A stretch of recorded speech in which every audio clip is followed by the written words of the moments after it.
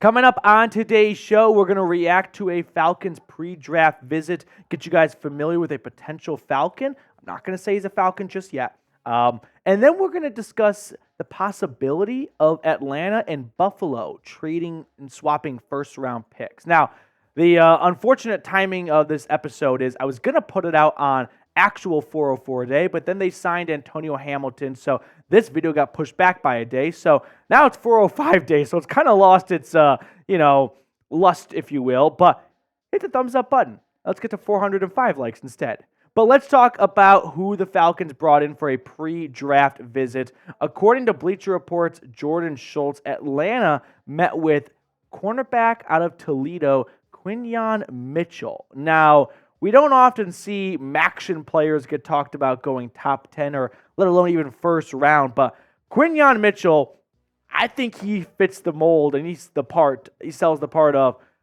a bona fide DB in this league. He's 6 foot, 195 pounds. And let me just kind of back up from there and say, when it comes to measurements from the combine, I only really care about certain measurements at certain positions, okay?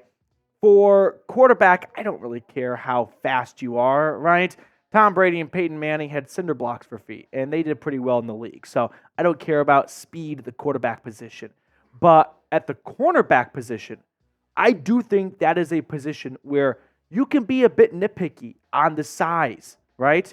If you're 6 foot compared to 5'9", that extra inch or two, that's the difference between a pass breakup or getting mossed, okay? The 40-yard dash, 4.33 compared to 4.4, that 0.7 of a second, that's the difference between getting burned and staying in coverage with your man. So I do think it's very important to look at measurements for some positions, cornerback maybe being the most important of all. Now, with all that being said, let's get to know Quinan Mitchell, who is an extremely versatile player that I wouldn't be shocked if you see in the NFL. He maybe even plays a little bit of a safety because he tackles like a linebacker, he's fast like a corner, and has the ball skills of a safety, right? He's kind of got that perfect build and blend and triangle that you look for in a do-it-all DB. And that's Quinan Mitchell, 18 pass breakups, 2 tackles for loss, 1 interception last year in Toledo.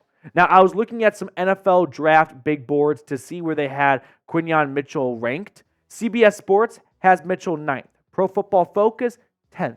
NFL Network's Daniel Jeremiah, 13th. Mel Kiper, 15th. So unanimously, we're talking about a top 15 player in this draft. So with that being said, I would not hate this pick if that's the move for Atlanta at 8. I know that everyone wants to see the Falcons go after a pass rusher, and personally, I do too, because I think the combination of edge in round 1, corner in round 2 is better than flip-flopping those two. And that's not always the case. But in this situation, I do think that's the case because I don't think this is a very deep pass rusher class. But I do think you can find some quality corners in round 2.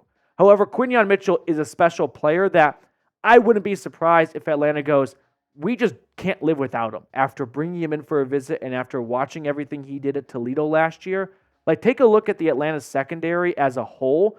You could put him at safety next to Jesse Bates. You could start him at corner opposite of A.J. Terrell. You can get your best DBs on the field for key plays with Terrell, Bates, and Mitchell just roaming the entire secondary. I mean, Mitchell provides that level of flexibility where he's going to hop around a little bit in the NFL and he'll play whatever position is needed from that team at that moment. So if he is the pick for Atlanta, it's not a have a meltdown, I can't believe they took this Toledo DB guy. Are there players I like more in this draft? Yes, to be honest with you, there are. But that doesn't mean I think Mitchell's going to be a bad player. And a lot of times the pre-draft rankings are nowhere near where the player should actually go when you do the, revisit a draft and redo the draft 3-4 years later. So if Mitchell's the pick at 8, I don't think it's a bad pick by any means. I would like to see them go maybe with a Dallas Turner or a Rome Odunze or Malik Neighbors, but those guys are taken by then. I think Mitchell is an excellent pick at number 8. So let me know, do you want to draft Quinan Mitchell? Yes or no? chime in for me down in the comments section below. I always love to see what you guys have to say. Now, for anyone typing no, let me ask you one question, and this is time to be honest here. How much of that answer is rooted in the fact that he played at Toledo? I just can't see him being good. And listen, that's not entirely wrong, but I would ask you to reconsider. I mean, look at the last 10 years, actually, 10, 11 years, of players who attended non-Power 5 schools that went top 10. Some of them turned out to be very good picks, right? Sauce Gardner, Josh Allen, Ed Oliver, Khalil Mack. Not all of them were great, though. You have your misses, like mostly at the quarterback position, I would say. Zach Wilson, Trey Lance, Blake Bortles, Carson Wentz. I mean, I'm looking at 5 QBs, and only one I would say was a successful pick. Sorry, Blake, being Josh Allen. But if your mindset is there's no way you can be good if you didn't go to a Power 5 school and go top 10, Khalil Mack would like a word. I would say he's been very good. He went to Buffalo, Maction baby. So I'm a believer that just because he went to Toledo doesn't mean he can't be good in the NFL. No, that is false. I do think Quinan Mitchell, like we're seeing out of Sauce Gardner right now, can be a successful player in the National Football League.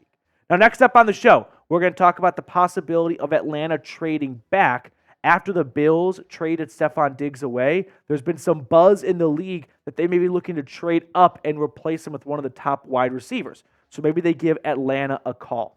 But before we talk about that, I want to tell you all about our sponsor today, which is Game Time, baby, because we've got baseball, we've got playoff basketball and hockey around the corner, and I don't want any of my viewers to miss out on any of the fun or the action. And the biggest way to miss out is ticket prices are just too expensive, and I understand that. But give Game Time a shot for 2 reasons. One, new users, download the app, use code CHATSPORTS. You're going to get $20 off your first purchase. But another reason is I love their all-in price feature. If you want to know just how much the ticket's going to cost before you get to the checkout stage, well, with Game Time, you can just click a little button, turn on all-in price, and you're going to know from the get-go just how much your price is going to be. So whether it's a local sporting event, a concert, a comedy show, anything under the sun that needs a ticket, Game Time has you covered. So download Game Time today. It's the best place to find last-minute seats. Create an account and use code CHATSPORTS, CHAT Sports, for those of you that can't spell, for $20 off. Last-minute tickets, lowest price guaranteed. I put all that information in the comments and description of today's video.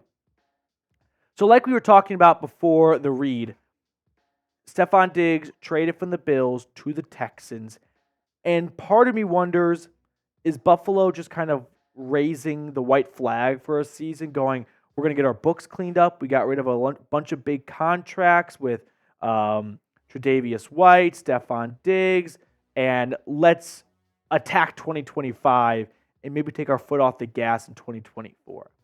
That would make some sense, but I think inside of Buffalo, that's not the mentality. So I wouldn't be shocked if the Bills are aggressively working the phones to try and trade up in the draft and go get a wide receiver and keep on moving, keep on chugging along with Josh Allen and still feel like, hey, we were in the AFC Championship game a season ago. Why are we accepting defeat? Let's go get young at the position and let's have full confidence and belief that we're ready to compete and win in 2024. So if that's the mentality in Buffalo and they want to go get a new star wide receiver to replace Stefon Diggs, well, Malik Neighbors and Rome Odunze would be a pretty good consolation prize when moving on from Diggs. So what if Buffalo calls Atlanta? And this is just a rough projection for what I think it would cost to move from 28 to pick number 8, moving up 20 spots. The Falcons and the Bills swap first-round picks this year.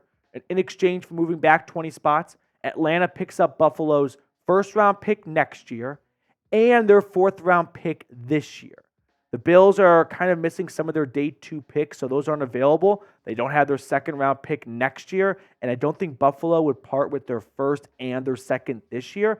But Atlanta walks out of this, sure, moving back 20 spots, don't get me wrong, but they pick up a 1st-round pick next year and a 4th rounder, which, to be honest with you, doesn't really sound like enough, right? To go from 8 to 28, I mean, you got to think that 1st-round pick next year, maybe around pick 28 this year. So giving up a top 10 pick for back-to-back 28th overall picks-ish doesn't strike me as a great deal. But I have one reason why I think Atlanta may consider this trade. And it's a reason that the Bills may very well know and get the Falcons by the balls. If we go back a few weeks, when Kirk Cousins had his introductory press conference, he somewhat slipped up in the way he talked about when he met with certain members of the Falcons coaching staff. And of course, that launched a tampering allegations.